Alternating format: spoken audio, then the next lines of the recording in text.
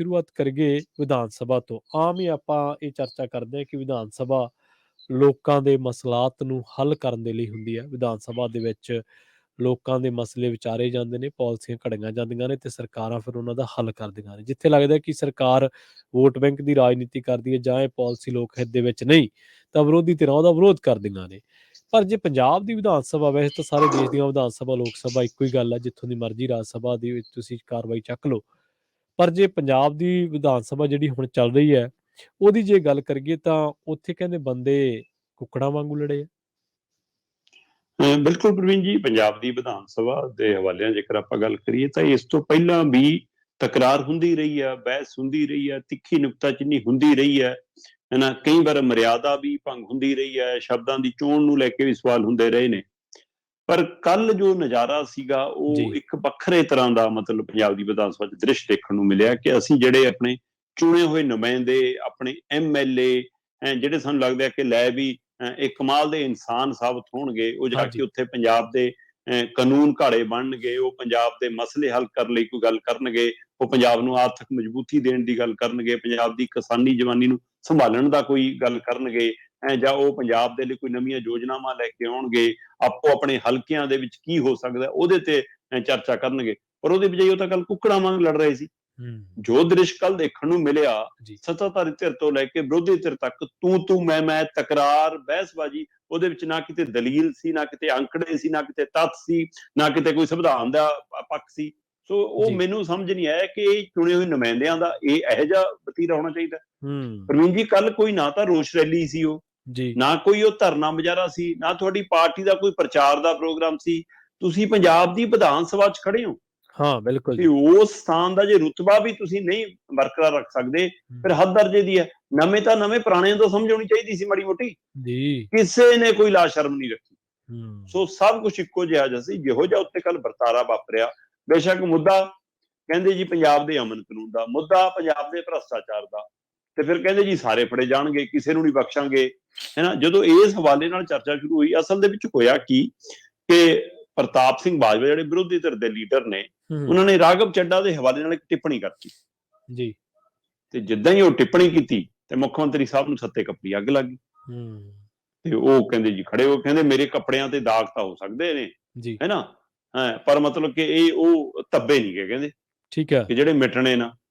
ਸੋ ਇਸ ਲਈ ਕਹਿੰਦੇ ਕਿ ਅਜਿਹਾ ਮੈਂ ਕੋਈ ਕੰਮ ਨਹੀਂ ਕੀਤਾ। ਤੇ ਪ੍ਰਤਾਪ ਬਾਜਵਾ ਕਹਿੰਦਾ ਤੁਸੀਂ ਜਿਹੜੀ ਕਮੀਜ਼ ਦੀ ਗੱਲ ਕਰਦੇ ਹੋ, ਮੇਰੀ ਕਮੀਜ਼ ਤੇ ਦਾਗ ਹੈਗੇ ਨੇ, ਧੱਬੇ ਨਹੀਂ ਹੈਗੇ। ਕਹਿੰਦੇ ਕਿ ਉਹ ਕਮੀਜ਼ ਫਟਣ ਨੂੰ ਫਿਰਦੀ ਆ। ਤੇ ਛੇਤੋਂ ਮਤਲਬ ਇਹਦਾ ਕੀ ਮਤਲਬ ਹੈ ਕਿ ਇਹ ਉਹੀ ਗੱਲ ਹੈ ਜਿਹੜੀ ਆਮ ਆਦਮੀ ਪਾਰਟੀ ਦੇ ਲੀਡਰ ਕਹਿੰਦੇ ਨੇ ਕਿ ਹਾਂ ਜੀ ਸਾਡੇ MLA ਨੂੰ ਤੋੜਨ ਦੀ ਕੋਸ਼ਿਸ਼ ਹੋ ਰਹੀ ਹੈ, ਖਰੀਦੇ ਜਾਣਗੇ ਜੀ ਸਰਕਾਰ। ਕੀ ਇਹੋ ਜਿਹਾ ਕੋਈ ਸੁਨੇਹਾ ਮਿਲ ਗਿਆ ਪ੍ਰਤਾਪ ਬਾਜਵੇ ਨੂੰ? ਪਤਾ ਲੱਗ ਗਿਆ ਕਿ ਹਾਂ BJP ਨੇ ਸਰਕਾਰ ਤੋੜ ਸਕਦੀ ਹੈ ਜਾਂ ਆਪ ਹੀ ਟੁੱਟ ਸਕਦੇ ਨੇ? ਇਹ ਤੋਂ ਕੀ ਭਾਵ ਹੈ? ਪਰ ਫਿਰ ਮਾਮਲਾ ਸੁਖਪਾਲ ਖਹਿਰਾ ਦਾ ਵੀ ਆਇਆ ਜੀ। ਸੁਖਪਾਲ ਖਹਿਰਾ ਨੇ LPU ਯੂਨੀਵਰਸਿਟੀ ਵਾਲੇ ਦੇ ਵਾਈਸ ਚਾਂਸਲਰ ਦੇ ਹਵਾਲੇ ਨਾਲ, ਹੈਨਾ, ਉੱਥੇ ਚਾਂਸਲਰ ਦੇ ਹਵਾਲੇ ਨਾਲ, ਜਾਂ ਉਹਨਾਂ ਦੀ ਯੂਨੀਵਰਸਿਟੀ ਵੱਲੋਂ ਜ਼ਮੀਨ ਕਬਜ਼ਾਉਣ ਦੇ ਮਾਮਲੇ ਨਾਲ, ਜਾਂ ਫਿਰ ਉਹਨਾਂ ਨੇ ਸੰਤ ਬਲਵੀਰ ਸਿੰਘ ਸੀਚੇਵਾਲ ਕਹਿੰਦੇ ਵੀ ਉਂਗਲੀ ਕੀਤੀ ਉਹਨਾਂ ਦੇ ਹਵਾਲੇ ਨਾਲ ਵੀ ਕਿ ਇਹ ਨਜਾਇਜ਼ ਕਬਜ਼ੇ ਕਦੋਂ ਛਡਾਉਂਗੇ ਜੀ। ਤੇ ਉਸ ਮੁੱਦੇ ਤੇ ਫਿਰ ਸਾਫ਼ ਕਿਹਾ ਮੁੱਖ ਮੰਤਰੀ ਭਗਵੰਤ ਮਾਨ ਨੇ ਕਿ ਕਿਹੜਾ ਖਹਿਰਾ, ਉਹ ਜਿਹੜਾ ਕਦੇ ਇੱਧਰ ਕਦੇ ਉੱਧਰ, ਕਦੇ ਉੱਥੇ ਕਦੇ ਉੱਥੇ, ਇਹਦੇ ਸਵਾਲ ਦਾ ਜਵਾਬ ਕੋਈ ਨਹੀਂ, ਜਵਾਬ ਨਹੀਂ ਦੇਣਾ। ਕੀ ਜਵਾਬ ਸੀ ਨਹੀਂ ਜਾਂ ਜਵਾਬ ਦਿੱਤਾ ਨਹੀਂ ਗਿਆ? ਸੁਖਪਾਲ ਖਹਿਰੇ ਨੇ 10 ਪਾਰਟੀਆਂ ਬਦਲੀਆਂ ਹੋਣ ਜੀ, ਸਵਾਲ ਇਹ ਹੈ ਕਿ ਉਹ ਇਸ ਸਮੇਂ MLA ਤਾਂ ਹੈ, ਪੰਜਾਬ ਦੀ ਵਿਧਾਨ ਸਭਾ ਦਾ ਮੈਂਬਰ ਤਾਂ ਹੈ, ਬਿਲਕੁਲ। ਤੇ ਜੇ ਉਹਨੇ ਸਵਾਲ ਪੁੱਛਿਆ ਤੁਸੀਂ ਜਵਾਬ ਦੇ ਦਿਓ। ਇਹ ਇੱਕ ਚੰਗਾ ਨੁਕਤਾ ਕਿ ਰਾਜਪਾਲ ਸਵਾਲ ਪੁੱਛੇ ਤਾਂ ਉਹਨੂੰ ਵੀ ਅਸੀਂ ਜਵਾਬ ਨਹੀਂ ਦੇਣਾ, ਵਿਰੋਧੀ ਧਿਰ ਦਾ ਕੋਈ ਲੀਡਰ ਸਵਾਲ ਪੁੱਛ ਲਏ ਅਸੀਂ ਉਹਨੂੰ ਵੀ ਜਵਾਬ ਨਹੀਂ ਦੇਣਾ ਜੀ। ਇਹ ਵੱਖਰੀ ਗੱਲ ਹੈ ਕਿ ਬਾਜਵਾ ਜਿਹੜੀ ਕਾਂਗਰਸ, ਆਪਣਾ ਸੁਖਪਾਲ ਖਹਿਰਾ ਜਿਹੜੀ ਕਾਂਗਰਸ ਦਾ ਹੇਜ ਜਿਤਾਉਂਦਾ, ਕਦੇ ਉਸੇ ਦੇ ਖਿਲਾਫ ਵੀਡੀਓ ਵੀ ਬਣਾਉਂਦਾ ਰਿਹਾ, ਕਦੇ ਉਹਨਾਂ ਦੀ ਪੋਸਟਾਂ ਵੀ ਪਾਉਂਦਾ ਰਿਹਾ। ਸੋ ਫਿਰ ਕੱਲ ਜਾ ਕੇ ਉਹਨਾਂ 'ਚ ਬੈਠ ਵੀ ਗਏ, ਇਹ ਵੱਖਰੀ ਗੱਲ ਹੈ। ਪਰ ਉਹ MLA ਤਾਂ ਹੈ ਨਾ। ਤੇ ਹੁਣ ਤੁਸੀਂ ਰਾਜਪਾਲ ਵਾਲਾ ਦਾ ਫਾਰਮੂਲਾ ਇੱਥੇ ਲਾਗੂ ਨਹੀਂ ਕਰ ਸਕਦੇ ਕਿ ਰਾਜਪਾਲ ਤਾਂ ਨੂੰ ਮੈਂ ਜਵਾਬ ਦੇ ਨਹੀਂ, ਮੈਂ 3 ਕਰੋੜ ਲੋਕਾਂ ਨੂੰ ਜਵਾਬ ਦਿਆਂ। ਸੋ ਜਿਹੜੇ 3 ਕਰੋੜ ਲੋਕਾਂ ਦੇ ਵਿੱਚੋਂ ਇੱਕ ਹਲਕੇ ਦੀ ਨੁਮਾਇੰਦਗੀ ਤੁਸੀਂ ਕਰਦੇ ਹੋ, ਉਸੇ 'ਚੋਂ ਅਗਲਾ ਕਰਦਾ। ਸੋ ਇਸ ਲਈ ਉਸ ਨਾਤੇ ਜਵਾਬ, ਪਰ ਉਹ ਕਹਿੰਦੇ ਜਵਾਬ, ਮਤਲਬ ਇਹਦਾ ਮਤਲਬ ਕੀ ਜਵਾਬ ਨਹੀਂ ਸੀ ਉਹਦੇ ਸਵਾਲ ਦਾ, ਜਾਂ ਜਵਾਬ ਦੇਣਾ ਹੀ ਨਹੀਂ ਚਾਹਿਆ। ਹਾਂ, ਕੱਲ ਜਿਹੋ ਜਿਹੀ ਉੱਥੇ ਮਤਲਬ ਕਿ ਵਤੀਰਾ ਹੋਇਆ, ਮੁੱਖ ਮੰਤਰੀ ਜਿਵੇਂ ਮਤਲਬ ਕਿ ਜਿਸ ਸ਼ੈਲੀ 'ਚ ਬੋਲ ਰਹੇ ਸੀ, ਉਹ ਮੁੱਖ ਮੰਤਰੀ ਵਾਲੀ ਸ਼ੈਲੀ ਨਜ਼ਰ ਨਹੀਂ ਆ ਰਹੀ ਸੀ। ਉਹਨਾਂ ਦਾ ਅੰਦਾਜ਼, ਬੇਸ਼ੱਕ ਉਹ ਹਮਲਾਵਰ ਹੋਣਾ ਚਾਹੁੰਦੇ ਸੀ, ਪਰ ਉਹ ਹਮਲਾਵਰ ਹੋਣ ਦੇ ਲਈ ਉੱਚੀ ਬੋਲਣ ਦੀ ਲੋੜ ਨਹੀਂ ਹੁੰਦੀ, ਉਹਦੇ 'ਚ ਠੋਸਪਣ ਹੋ ਜਾਂਦਾ ਤਾਂ ਜ਼ਿਆਦਾ ਵਧੀਆ ਲੱਗਦਾ। ਹੂੰ, ਉਹ ਕਿਤੇ ਕਾਹਲ ਨਜ਼ਰ ਆਈ। ਔਰ ਆਪਣੀ ਗੱਲ ਮਤਲਬ ਪ੍ਰਤਾਪ ਬਾਜਵਾ ਕਹਿੰਦਾ ਜੀ ਆਪਣੀ ਗੱਲ ਆ ਕੇ ਕਹਿ ਕੇ ਚਲੇ ਜਾਂਦੇ ਨੇ, ਸਾਡੀ ਸੁਣਦੇ ਨਹੀਂ। ਹੂੰ, ਇਹ ਇਕੱਲੇ ਮੁੱਖ ਮੰਤਰੀ ਕਿਉਂ ਪ੍ਰਵੀਨ ਜੀ, ਸਵਾਲ ਜਿਹੜੇ ਲੱਗੇ ਹੋਏ ਸੀ ਉਹਨਾਂ ਸਵਾਲਾਂ ਦੇ ਜਵਾਬ ਦੇਣ ਦੇ ਲਈ ਮੰਤਰੀ ਤੱਕ ਹਾਜ਼ਰ ਨਹੀਂ ਸੀ। ਠੀਕ ਹੈ। 3 ਮੰਤਰੀ ਗੈਰ ਹਾਜ਼ਰ, ਜੀ, ਤੇ ਅੱਛਾ। ਉਹਨਾਂ ਦੇ ਸਵਾਲ ਰੋਕ ਕੇ ਰੱਖਣੇ ਪਏ ਕਿ ਕੱਲ ਨੂੰ ਜਵਾਬ ਲੈ ਕੇ ਦੇਾਂਗੇ। ਆਖਰ ਸਪੀਕਰ ਔਖੇ ਹੋ ਗਏ ਹੂੰ, ਹੂੰ, ਤੇ ਸਪੀਕਰ ਨੇ ਫਿਰ ਸੁਨੇਹਾ ਲਾਇਆ ਕਿ ਭਾਈ ਮੰਤਰੀ ਐਮਐਲਏ ਨੂੰ ਕਹਿ ਦਿਓ ਕਿ ਮੌਜੂਦ ਰਹਿਣਾ ਜ਼ਰੂਰੀ ਹੈ। ਜੀ। ਪਰ ਇੱਕ ਜਿਹੜਾ ਸ਼ੇਅਰ ਪੜਿਆ ਪ੍ਰਤਾਪ ਬਾਜਵੇ ਨੇ, ਹੂੰ, ਹੂੰ, ਉਸ ਦੇ ਖਾਸੇ ਮਾਇਨੇ ਨੇ। ਉਹਨੇ ਕਹਿੰਦਾ ਕਿ ਤੰਜ ਦੇ ਵਿੱਚ ਕਿਹਾ ਕਿ ਜੋ ਖਾਨਦਾਨੀ रईस हैं वो मिजाज रखते हैं नरम अपना, तुम्हारा लहजा बता रहा है कि तुम्हारी दौलत नई नहीं है। ਠੀਕ ਹੈ। ਤੇ ਉਹਨਾਂ ਨੇ ਸਿੱਧਾ ਤੰਜ ਮੇਰਾ ਖਿਆਲ ਮੁੱਖ ਮੰਤਰੀ ਭਗਵੰਤ ਮਾਨ ਹੋਰਾਂ ਤੇ ਕੱਸਣ ਦੀ ਕੋਸ਼ਿਸ਼ ਕੀਤੀ ਕਿ ਤੁਸੀਂ ਜਿਹੜੇ ਨਵੇਂ ਨੂੰ ਬੋਲਦੇ ਹੋ, ਕਹਿੰਦੇ ਨਾ ਕਿ ਨਵਾਂ ਅਜੇ ਮੁੱਲਾ ਬਣਿਆ ਕਿ ਹਾਂ ਤਾਂ ਕਰਕੇ ਨਵਾਜ਼ ਉੱਚੀ ਪੜਦਾ। ਜੀ, ਜੀ। ਸੋ ਇਹ ਇਸ ਲਈ ਉਸ ਤਰ੍ਹਾਂ ਦਾ ਇਹ ਤੰਜ ਕਸਣ ਦੀ ਇੱਕ ਮੈਨੂੰ ਲੱਗਿਆ ਕਿ ਉਹਨਾਂ ਦੇ ਤੰਜ ਕਸਿਆ। ਪਰ ਭਗਵੰਤ ਮਾਨ ਨੇ ਜਿਹੜੇ ਮੋੜਵੇਂ ਜਵਾਬ ਦਿੱਤੇ, ਸਵਾਲ ਕੀਤੇ, ਉਹੀ ਜਵਾਬ ਉਹਨਾਂ ਦੇ ਜਵਾਬ ਵੀ ਸੀ, ਉਹ ਸਵਾਲ ਵੀ ਸੀ। ਉਹਨਾਂ ਦਾ ਕੋਈ ਤਰਕ ਫਿਰ ਉਹਨਾਂ ਦੀ ਕਾਢ ਕੋਈ ਪ੍ਰਤਾਪ ਬਾਜਵੇ ਕੋਲ ਵੀ ਨਹੀਂ ਸੀ, ਉਹ ਠੀਕ ਹੈ। ਕਾਂਗਰਸ ਕੋਲ ਵੀ ਨਹੀਂ ਸੀ। ਉਹ ਜੀ। ਕਹਿੰਦੇ ਆ ਜਿਹੜੀ ਮੁਰਲੀ ਲਾਈਨ ਆ, ਇੱਥੇ ਹੀ ਬੈਠਦੇ ਸੀ ਤੁਹਾਡੇ ਕੈਪਟਨ ਅਮਰਿੰਦਰ ਸਿੰਘ, ਇੱਥੇ ਹੀ ਬੈਠਦੇ ਸੀ ਤੁਹਾਡੇ ਸੁਨੀਲ ਜਾਖੜ, ਇੱਥੇ ਹੀ ਬੈਠਦੇ ਸੀ ਤੁਹਾਡੇ ਬਲਬੀਰ ਸਿੱਧੂ, ਇੱਥੇ ਹੀ ਬੈਠਦੇ ਸੀ ਮਨਪ੍ਰੀਤ ਬਾਦਲ, ਕਾਂਗੜ, ਹੈਨਾ। ਤੇ ਫਿਰ ਪ੍ਰਤਾਪ ਬਾਜਵੇ ਨੂੰ ਕਿਹਾ ਕਿ ਤੁਹਾਡਾ ਭਰਾ ਵੀ ਇੱਧਰ ਹੀ ਹੁੰਦਾ ਸੀ, ਫਤਿਹ ਜੰਗ ਬਾਜਵਾ, ਕਿੱਥੇ ਨੇ ਅੱਜ ਕੱਲ, ਜੀ। ਦੋ ਜਵਾਬ। ਹੂੰ, ਕਿਉਂ ਭੱਜ ਗਏ ਉਹ? ਕਹਿੰਦੇ ਜੇ ਤੁਸੀਂ ਸੋਚਦੇ ਹੋ ਕਿ ਉਧਰ ਜਾਣਾ ਬਚ ਜਾਣਗੇ, ਸਾਰੇ ਫੜੇ ਜਾਣਗੇ, ਕਹਿੰਦੇ ਹੂੰ, ਅਸੀਂ ਕਿਸੇ ਨੂੰ ਨਹੀਂ ਬਖਸ਼ਾਂਗੇ। ਜੀ, ਤੇ ਫਿਰ ਪ੍ਰਤਾਪ ਬਾਜਵੇ ਨੇ ਕਿਹਾ ਅੱਛਾ ਜੇ ਸਾਰੇ ਫੜੇ ਜਾਣਗੇ ਜੀ। ਤਾਂ ਫਿਰ ਸਰਾਰੀ ਕਿਉਂ ਤੁਹਾਡੇ ਨਾਲ ਬੈਠਾ, ਹੂੰ, ਤੇ ਇਹ ਗੱਲ ਫੜਿਆ ਜਾਊਗਾ।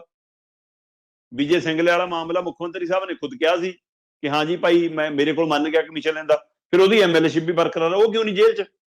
ਸਰਾਰੀ ਦੀ ਕਿਉਂ ਨਹੀਂ ਗ੍ਰਿਫਤਾਰੀ, ਹੈ ਨਾ। ਇੱਕ ਹੁਣ ਨਵਾਂ ਹਜੇ ਅੰਦਰ ਗਿਆ ਹੋਇਆ, ਇਸ ਲਈ ਉਹ ਨਹੀਂ ਆਇਆ। ਪਰ ਕੀ ਤੁਸੀਂ ਉਹਨੂੰ ਪਾਰਟੀ ਚੋਂ ਕੱਢਿਆ?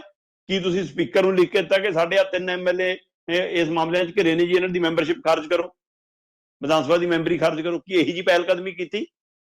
ਹਾਂ, ਪਰ ਜਿਹੜਾ ਹਵਾਲਾ ਦੇ ਰਹੇ ਨੇ ਉਹ ਉਸ ਗੱਲ ਨਾਲ ਦਰੁਸਤ ਹੈ ਕਿ ਮੁੱਖ ਮੰਤਰੀ ਭਗਵੰਤ ਮਾਨ ਨੇ ਇਹ ਕਿਹਾ ਕਿ ਕਾਂਗਰਸ ਦੇ ਵਿੱਚ ਜਾਂ ਉਧਰ ਵਾਲੇ ਪਾਸੇ ਜਿਹੜੇ ਬੈਠੇ ਨੇ ਉਹਨਾਂ 'ਚ ਅੱਜ ਵੀ ਕਈ ਬੰਦੇ ਇਹੋ ਜਿਹੇ ਬੈਠੇ ਨੇ ਜਿਨ੍ਹਾਂ ਦੇ ਉੱਤੇ ਭ੍ਰਿਸ਼ਟਾਚਾਰ ਦੇ ਦੋਸ਼ ਨੇ, ਉਹ ਵੀ ਬਖਸ਼ੇ ਨਹੀਂ ਜਾਣਗੇ।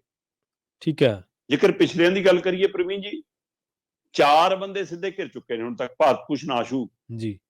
ਸਾਧੂ ਸਿੰਘ ਧਰਮਸੋਤ, ਸੁੰਦਰ ਸ਼ਾਮ ਅਰੋੜਾ, ਹਾਂਜੀ। ਸੰਗਤ ਸਿੰਘ ਗਿਲਜੀਆਂ, ਹੂੰ, ਤੇ ਇਹ 4ਾਂ ਦਾ ਗੇੜਾ ਵੀ ਇੱਧਰ ਉੱਧਰ ਲੱਗੀ ਜਾਂਦਾ। 3 ਤਾਂ ਅੰਦਰ ਜਾ ਆਏ, ਚਲੇ ਗਏ, ਹੈ ਨਾ। ਹਾਂਜੀ, ਹਾਂਜੀ। ਪਰ ਉਹ ਤੋਂ ਬਾਅਦ ਫਿਰ ਨਿਸ਼ਾਨੇ ਤੇ ਵੀ ਨੇ ਬਾਕੀ ਵੀ। ਹੂੰ, ਜੇਕਰ ਇਹਨਾਂ ਚੋਂ ਦੇਖੋ ਤਾਂ ਮੌਜੂਦਾ ਦੇ ਵਿੱਚੋਂ ਇਸ ਮੌਕੇ ਜਿਹੜੇ ਐਮਐਲਏ ਹੈਗੇ ਨੇ ਉਧਰਲੇ ਪਾਸੇ ਬੈਠੇ ਨੇ, ਰਾਜਾ ਵੜਿੰਗ ਹੂੰ, ਪੰਜਾਬ ਦੀ ਕਾਂਗਰਸ ਪਾਰਟੀ ਦਾ ਪ੍ਰਧਾਨ ਹੈ, ਹੂੰ, ਤੇ ਕੱਲ ਉਹ ਝੱਗੇ ਦੇ ਉੱਤੇ ਉਹ ਟੀ-ਸ਼ਰਟ ਨਵੀਂ ਬਣਾ ਕੇ ਉਹਦੇ ਉੱਪਰ ਖਬਰਾਂ ਪ੍ਰਿੰਟ ਕਰਾ ਕਰੂ ਕੇ ਲੈ ਕੇ ਵੀ ਗਿਆ ਕਿ ਆ ਦੇਖੋ ਜੀ ਉਹਦਾ ਟਾਈਮ ਚਾਹ ਹੋ ਗਿਆ ਨਾ, ਟਾਈਮ ਚਾਹ ਹੋ ਗਿਆ। ਜੀ। ਪਰ ਆਪਣੀ ਵਾਲੀਆਂ ਵੀ ਕਰਾ ਲੈਂਦਾ, ਥੋੜੀ ਬਹੁਤ ਜਗ੍ਹਾ ਬਚਦੀ ਸੀ ਅਜੇ ਟੀ-ਸ਼ਰਟ ਤੇ, ਹਾਂਜੀ। ਕਿ ਤੁਹਾਡੇ ਟਾਈਮਾਂ 'ਚ ਵੀ ਜੋ ਕੁਝ ਹੋਇਆ ਭਾਈ। ਹੂੰ, ਤੇ ਹੁਣ ਉਹ ਵੀ ਘਿਰਿਆ ਹੋਇਆ, ਕਿਉਂਕਿ ਉਹ ਬੱਸਾਂ ਵਾਲੀ ਬੋਡੀ ਵਾਲਾ ਮਾਮਲਾ ਹੈ। ਟਰਾਂਸਪੋਰਟ ਮੰਤਰੀ ਰਿਹਾ ਜਿੰਨੀ ਦੇਰ 'ਚ, ਚੰਨੀ ਵਾਲੇ ਟਾਈਮ 'ਚ, ਉਨੀ ਦੇਰ 'ਚ ਬੱਸਾਂ ਦੀ ਬੋਡੀ ਦਾ ਮਾਮਲਾ ਵਿਵਾਦਾਂ 'ਚ, ਠੀਕ ਹੈ। ਰਾਜਸਥਾਨ ਜਾ ਕੇ ਲਵਾਈ, ਉਹ ਵੀ ਜਾਂਚ ਚੱਲਦੀ ਹੈ। ਉਹ ਤੋਂ ਬਾਅਦ ਤ੍ਰਿਪਤਿੰਦਰ ਬਾਜਵਾ, ਪੰਚਾਇਤੀ ਜ਼ਮੀਨਾਂ ਦਾ ਮਾਮਲਾ, ਕਿੰਨਾ ਕੁਛ, ਉਹ ਵੀ ਘਿਰੇ ਨੇ। ਇਸ ਤੋਂ ਬਾਅਦ ਮੁੱਖ ਮੰਤਰੀ ਭਗਵੰਤ ਮਾਨ ਨੇ ਗੈਂਗਸਟਰਾਂ ਨਾਲ ਸੰਬੰਧਾਂ ਦੀ ਗੱਲ ਵੀ ਕੀਤੀ। ਇਹ ਵੱਖਰੀ ਗੱਲ ਹੈ ਕਿ ਉਹਨਾਂ ਦੇ ਰਾਜ ਦੇ ਵਿੱਚ ਜੋ ਕੁਝ ਜੇਲ੍ਹਾਂ 'ਚ ਵਾਪਰਿਆ ਉਹ ਵੱਖਰਾ ਸਵਾਲ ਖੜਾ ਹੈ। ਹਾਂਜੀ। ਪਰ ਇੱਧਰ ਉਹਨਾਂ ਨੇ ਸੁਖਜਿੰਦਰ ਰੰਧਾਵਾ ਦੇ ਉੱਤੇ ਵੀ, ਸੁੱਖੀ ਰੰਧਾਵਾ ਦੇ ਉੱਤੇ ਵੀ ਉਹਨਾਂ ਨੂੰ ਉਂਗਲੀ ਰੱਖੀ, ਉਧਰ ਵੀ ਤੰਜ ਕੱਸਿਆ, ਕਿਆ ਬੈਠੇ ਨੇ ਜਿਹਨਾਂ ਦੇ ਗੈਂਗਸਟਰਾਂ ਨਾਲ ਸੰਬੰਧ ਨੇ। ਤੇ ਫਿਰ ਉਹਨਾਂ ਨੇ ਇਹ ਵੀ ਕਿਹਾ ਕਿ ਬਖਸ਼ੀ ਉਹ ਵੀ ਨਹੀਂ ਜਾਣਗੇ, ਚਾਹੇ ਬੀਜੇਪੀ ਚਲੇ ਜਾਣ, ਚਾਹੇ ਬੀਜੇਪੀ, ਚਾਹੇ ਸੀਜੇਪੀ, ਕਿਸੇ ਮਰਜ਼ੀ ਚਲੇ ਜਾਣ। ਇਹਦਾ ਮਤਲਬ ਕੀ ਆਉਣ ਵਾਲੇ ਸਮੇਂ 'ਚ ਮਨਪ੍ਰੀਤ ਬਾਦਲ ਤੋਂ, ਕੀ ਆਉਣ ਵਾਲੇ ਸਮੇਂ ਦੇ ਵਿੱਚ ਕੈਪਟਨ ਅਮਰਿੰਦਰ ਸਿੰਘ ਤੋਂ, ਕੀ ਸੁਨੀਲ ਜਾਖੜ ਤੋਂ, ਕਾਂਗੜ ਜਾਂ ਬਲਬੀਰ ਸਿੱਧੂ ਤੋਂ ਵੀ ਕੋਈ ਸਖਤੀ ਨਾਲ ਪੁੱਛਗਿੱਛ ਹੋ ਸਕਦੀ ਹੈ, ਕਿ ਇਹਨਾਂ ਦੀ ਵੀ ਕੋਈ ਗ੍ਰਿਫਤਾਰੀ ਹੋ ਸਕਦੀ ਹੈ। ਪਤਾ ਲੱਗ ਰਿਹਾ ਪ੍ਰਵੀਨ ਜੀ ਕਿ ਕੈਪਟਨ ਅਮਰਿੰਦਰ ਦੀਆਂ ਵੀ ਫਾਈਲਾਂ ਵਿਜੀਲੈਂਸ ਤਿਆਰ ਕਰ ਰਹੀ ਹੈ। ਠੀਕ ਹੈ। ਖਾਸ ਕਰਕੇ ਕੈਪਟਨ ਅਮਰਿੰਦਰ ਬਾਰੇ ਇਹ ਪਤਾ ਲੱਗ ਰਿਹਾ ਕਿ ਅਮਰਿੰਦਰ ਬਾਰੇ ਪੁਖਤਾ ਦਸਤਾਵੇਜ਼ ਤਿਆਰ ਕਰਨ ਲਈ ਵਿਜੀਲੈਂਸ ਨੂੰ ਹਦਾਇਤ ਹੋਈ ਆ ਕਿ ਪੱਕੇ ਕਾਗਜ਼ ਤਿਆਰ ਕਰਿਓ, ਫਿਰ ਕਾਰਵਾਈ ਕਰਾਂਗੇ, ਅਜੇ ਕਾਹਲੀ ਨਹੀਂ ਕਰਨੀ ਉਸ ਮਾਮਲੇ 'ਚ ਜੀ। ਤੇ ਇਹੀ ਜੀ ਤਿਆਰੀ ਦੀ ਖਬਰ ਮਿਲ ਰਹੀ ਆ।